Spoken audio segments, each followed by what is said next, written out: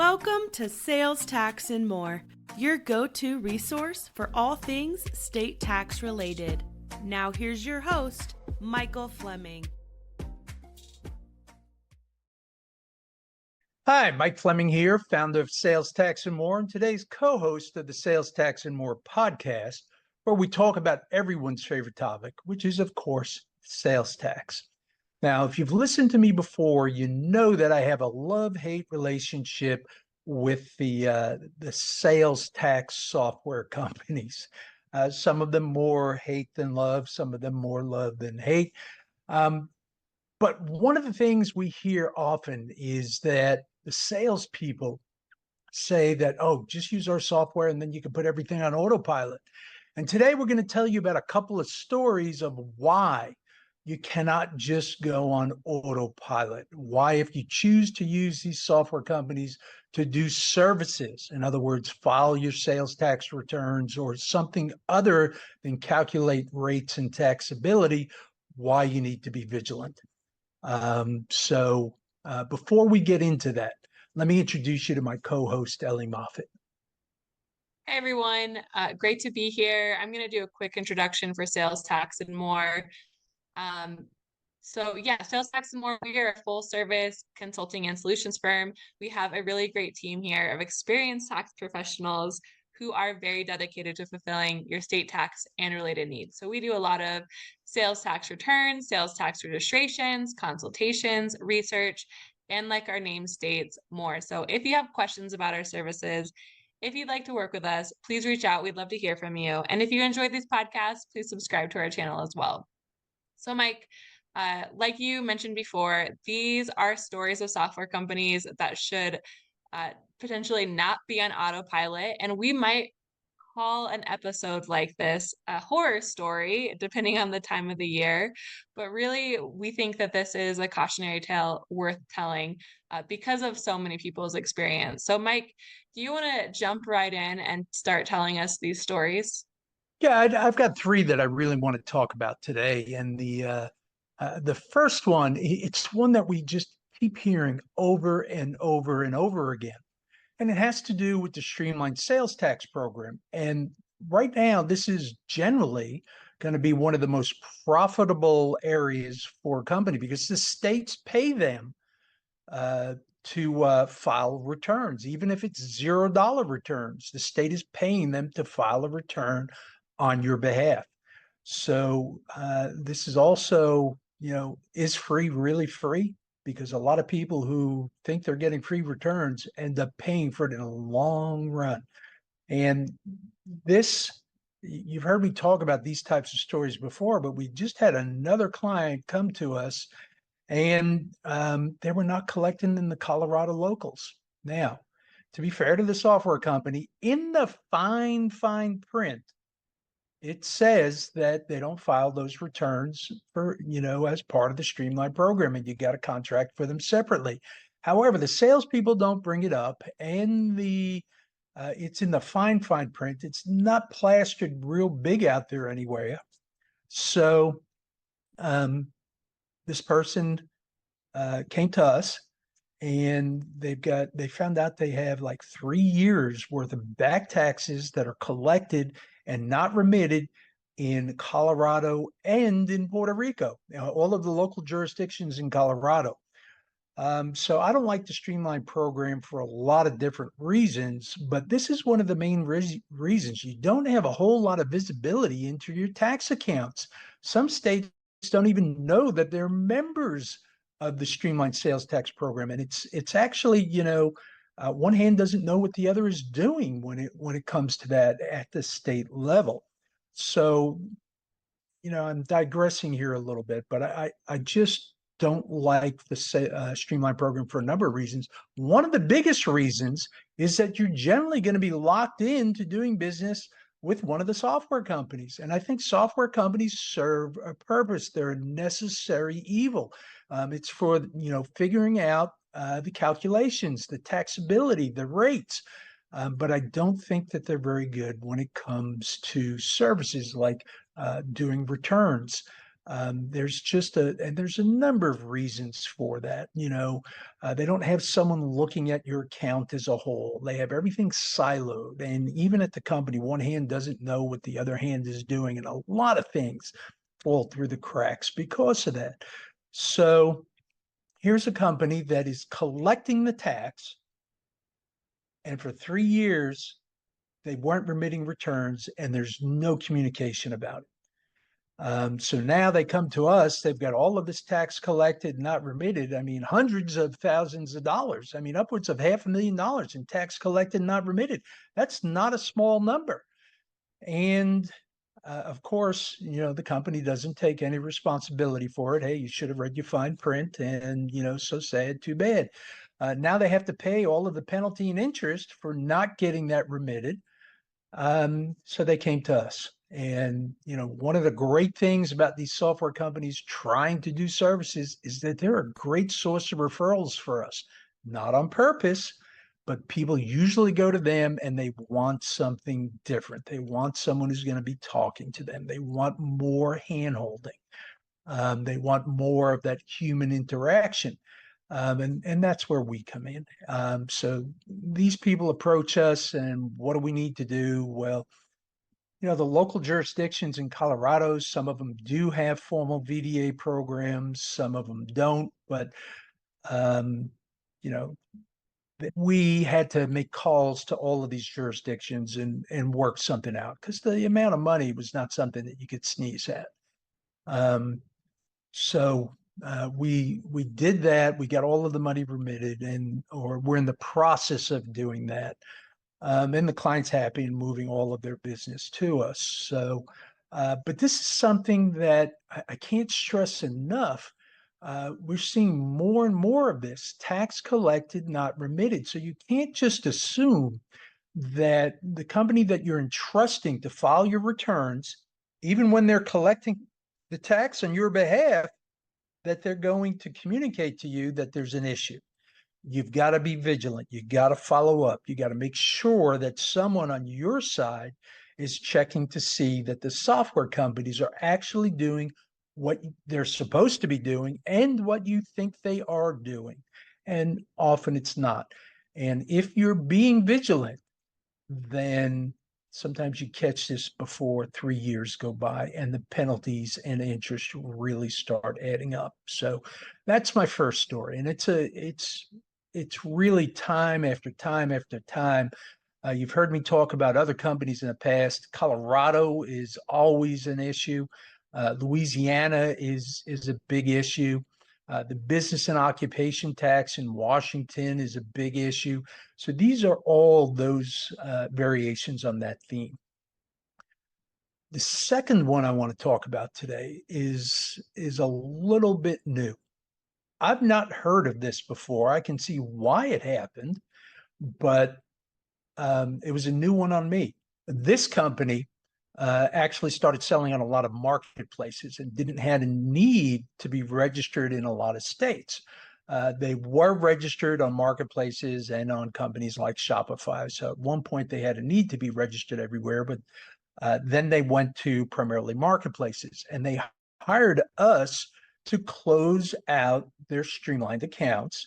And they told Avalara that they no longer needed their services.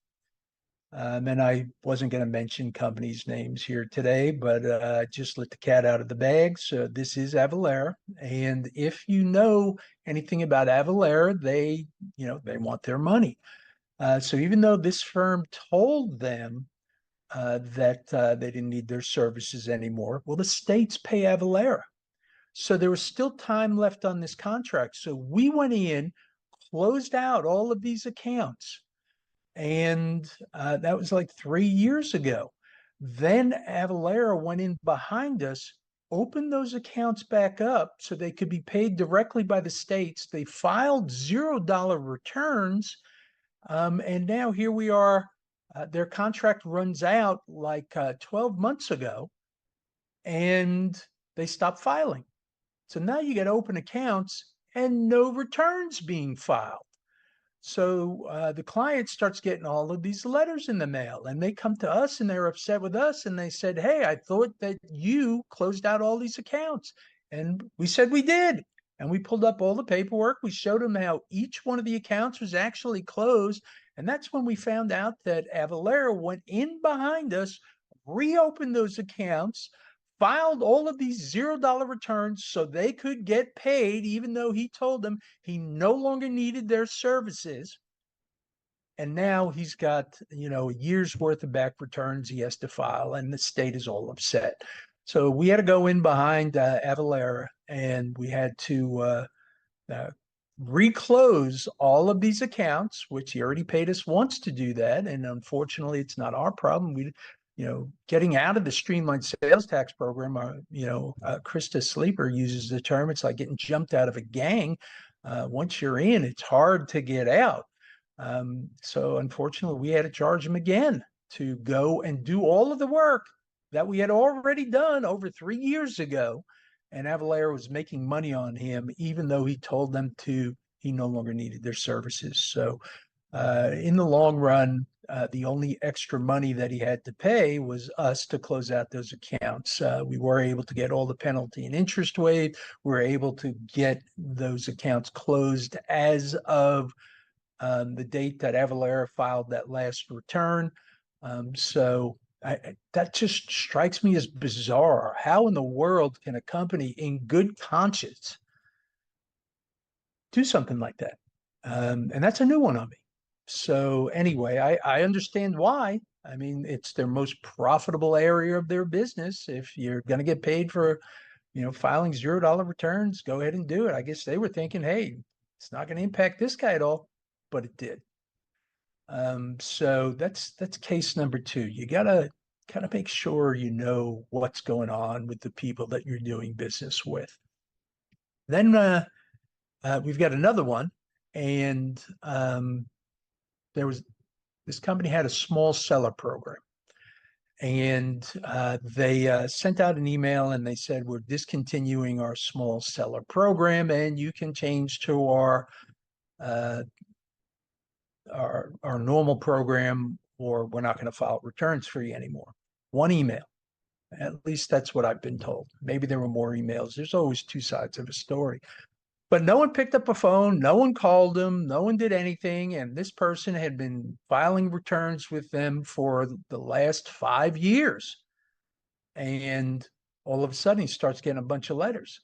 And these states want the last, 7, 8, 9 months worth of returns. And in the software company's defense, this person should have been following up.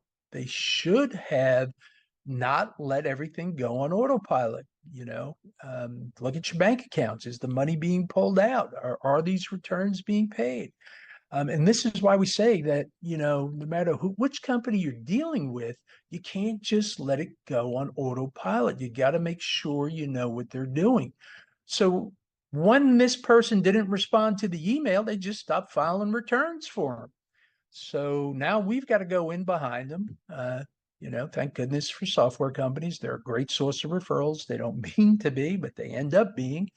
And he's a much bigger client than he was when he was at this software company to begin with. He is selling on a lot more platforms, and it's a good client for us. It's not the largest client that and never going to be the largest client, but they're not going to be a small client either. They're a good, solid client. I don't know why they were still on their small seller program.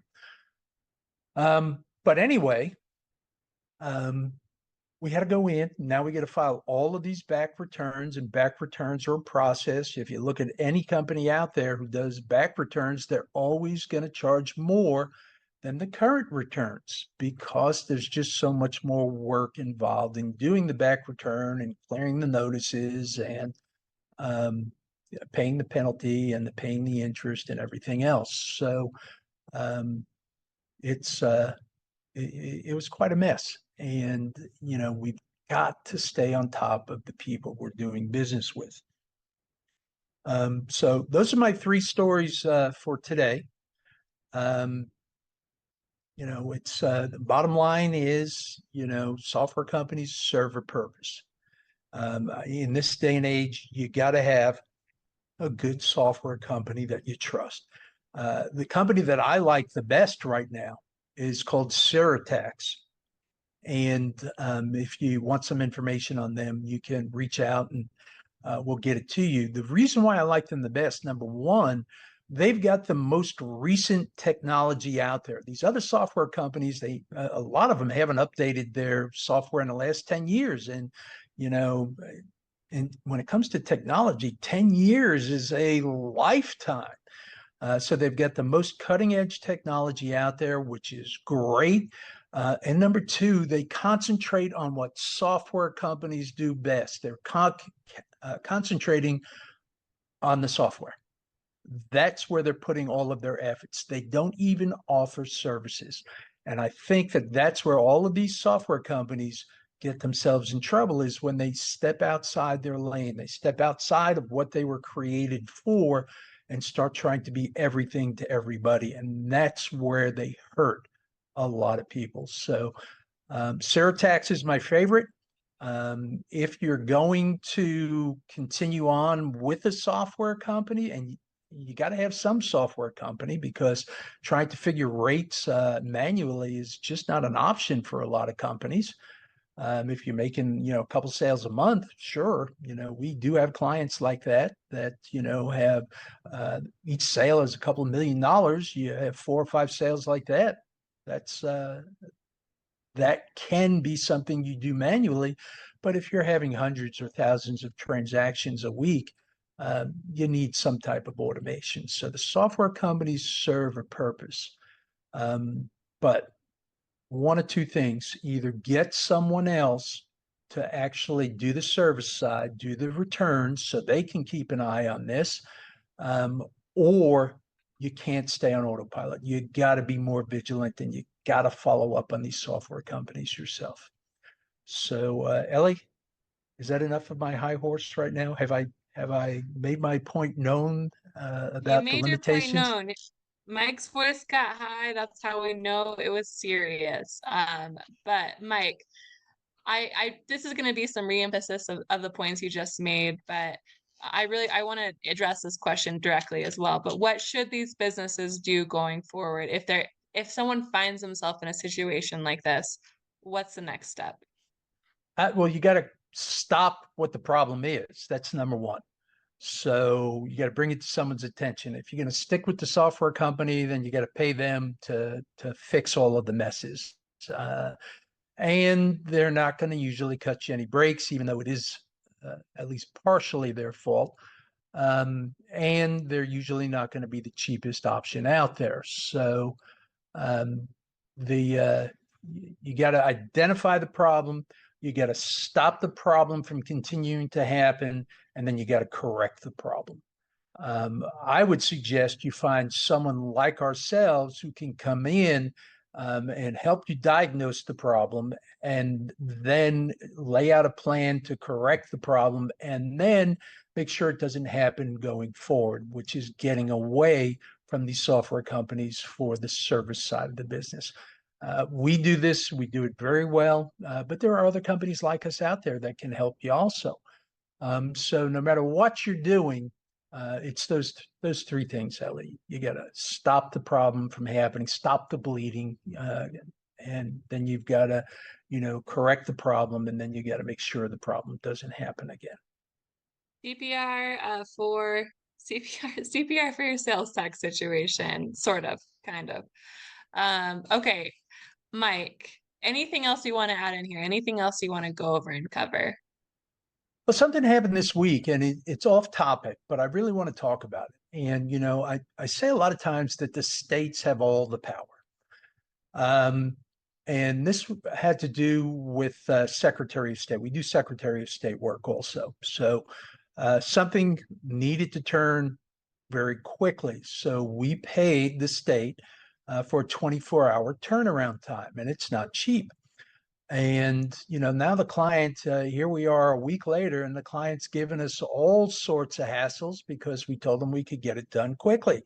So we call the state and we say, hey, we paid for the 24-hour turnaround time. What is going on? And they say, well, we're just doing the May business stuff that came in during May at this point.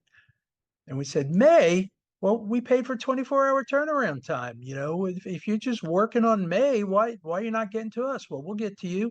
Well, can we have a refund of our, money that we paid for the 24-hour turnaround time? And the state laughed at us. I mean, that's, talk about the states having all the power. They said, nope. When we get to our June business, then we can, put you to the front of the June business, but we're still doing May business here. So I understand people get busy and everything else, but it just struck me as really funny. I don't get like being laughed at and spending money for nothing, but that's what the states told us. So remember, the states have all of the power, and things often take a lot longer than you expect. So make sure that you're giving yourself plenty of time. Even when you hire an expert like us, sometimes we get stymied also, even with our connections and workarounds. We sometimes you just hit that brick wall and you have someone laugh at you. Now, we're not going to leave it there. We'll follow up and we'll find a way around it, and we'll get it back as quick as possible. But it's just a fact of reality when you're dealing with the government. So that's my off-topic bit of advice or story I'd like to share today. And I want to thank everyone for joining us, and that we hope to see you on the next episode of the Sales Tax and More podcast. And Ellie, you want to close this out? Yeah, absolutely. And I also wanted to add in, Mike, we really don't have to dig hard for these stories. They fall into our laps. They're happening all the time. We're not just saving up stories so that we can share them with you as soon as we can. They're really happening all the time. They're not that rare. So, and that being said, I will close this out, Mike. If you have sales tax needs, we do offer many solutions and services. We touched on a few of them here today, but you can see the services that we have available on our website. You can reach out to me directly if you have questions about them. My email is emoffat, EMOFFAT, @salestaxandmore.com. Our website is salestaxandmore.com. In addition to those services, we have a lot of resources that are free information available to the public. We have charts, we have updates, we have these podcasts, we have live webinars, blogs, many things, and we'd love to hear from you if you have questions about those as well. And please subscribe to this podcast if you like it, and thank you so much for listening. Thank you very much. And Ceretax, it's CERETAX. If you want more information on them, just reach out to Ellie. She'll get you their information. So, and we'll put it in the show notes as well, so you can have that link easily. Great idea. Well, thanks, everyone. Have a great day. Bye-bye. Thanks for listening. Be sure to hit subscribe and check out all the resources we have out on the web.